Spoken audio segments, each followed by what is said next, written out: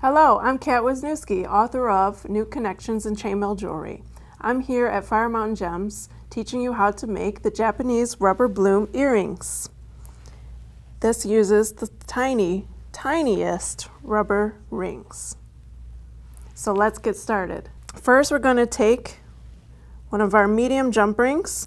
We need to fit 12 of these little tiny rubber rings on the medium jump ring.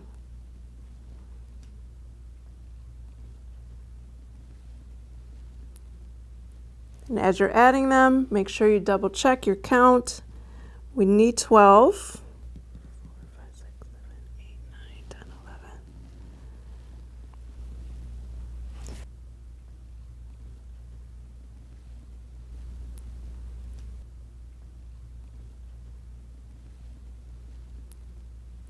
11. And close the medium ring once you have 12 on. And one more time, check your count.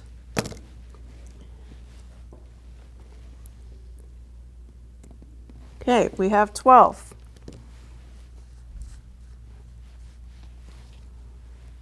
Next, take your second color of medium jump rings, and with the open ring, go ahead through all of the rubber rings, staying parallel to the ring you just closed. Make sure it does not go through the ring you just closed, but stays parallel, and make sure you've gotten through every single rubber ring, that you haven't missed any, and close the open ring.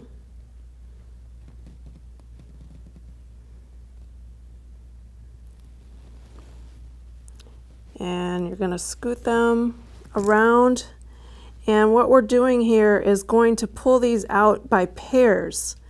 So if very gently here I can separate these out a little bit, we're going to pull them out in pairs. So the very center that I've started here is the very center of this.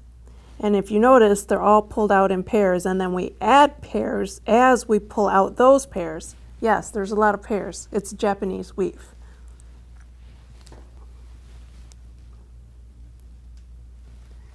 Next, take a medium jump ring and pull out a pair of the rubber rings from the center. And this is your start. So we're going to need to add 2 of these rubber rings on one side of the jump ring, another 2 on the opposite side of the jump ring, and yet 2 more, which is what's going to connect to our ear wire. So 2 more right here. That's a total of 6 rubber rings on that jump ring. And close it.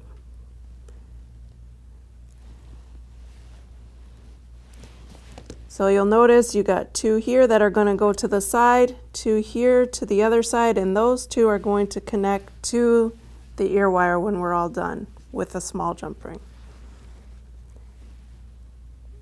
Take a medium ring again, and make sure you're on the same side as the second color of the medium jump rings, and go through everything you just did. So the 2 that you pulled out plus all 6, scoot them all through, make sure they all slide on, all 6 of those rubber rings, and then close the open ring. And then we need to work our way around the center, adding in the same exact way. This time we don't need to add 2 extra though for the ear wire. Take a medium ring, go through the very next pair from the center, the very next pair here, pull on them a little bit, and then 2 from what you just added. You have a unit that'll look like this. And guess what? We need 2 more to be able to continue to work our way around. So we're going to add 2. And it doesn't matter at this point which side you add the 2 on that jump ring. Add 2 and then close the jump ring. And you got it right. You're going to have to double that. Double again means you're going to go through everything you just did with the second color of jump ring. You're going through the 2 from the center, 2 from the side, and the 2 new ones that you just added.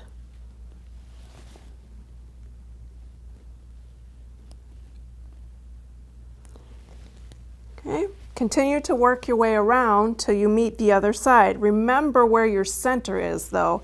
Once you start adding some more, you may forget which is your center, and then you won't end up with a flower, but you may end up with another design. So keep aware of where your center is as you're working.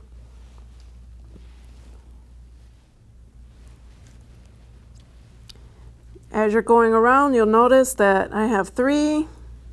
We need to do, start from the center.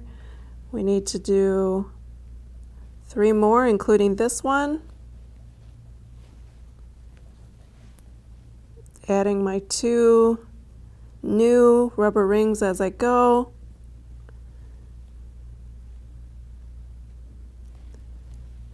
And doubling the jump ring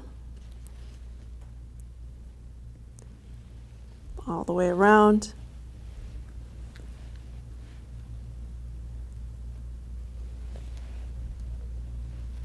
And there's just 2 more to complete to join it together. Then we're ready to put the ear wire on. Okay. Now you should have your flower, which has a center and 6 connections on the outside of the center. So if you look at it closely, you'll notice you have your 12 from the beginning on the very inside, and then actually 12 again that are the connectors, 2, 2, 2, 2, 2, 2. And then what we're going to connect to the ear wire. It's a very mathematical pattern, very exact, and we can thank the Japanese weaves for that. We take a tiny jump ring and go through those reserved rubber rings at the very end, and our ear wire, slide it on, close the tiny jump ring, and then double that for strength.